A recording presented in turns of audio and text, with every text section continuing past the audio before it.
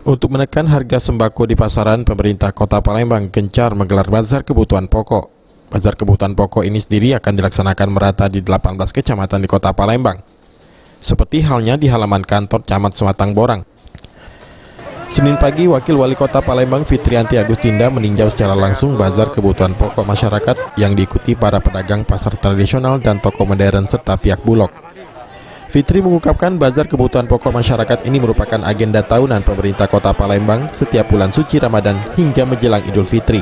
Kegiatan ini digelar sejak 14 April hingga 7 Mei 2021 mendatang, yang akan diadakan secara bertahap di 18 kecamatan selama 18 hari ke depan. Ya, hari ini saya kembali mendatangi Kecamatan Sematang Borang. Ini adalah program rutin yang memang kita melaksanakan bazar ya di 18 kecamatan selama 18 hari.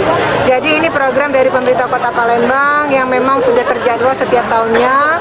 Memasuki bulan suci Ramadan, masuki Idul Fitri, kita mengadakan bazar murah. Semua ini dalam rangka untuk membantu masyarakat supaya masyarakat bisa dapat mudah memenuhi kebutuhan sembakonya terkait masalah bulan suci Ramadan, dan juga untuk menjaga kestabilan harga ya.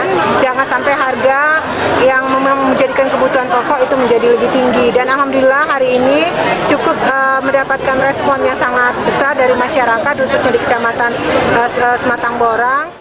Dengan adanya bazar murah kebutuhan pokok ini, pemerintah Kota Palembang berharap secara tidak langsung dapat membantu masyarakat untuk memenuhi kebutuhan sehari-hari dengan stabilitas harga yang terjangkau. Okta Alfarisi, PAL TV.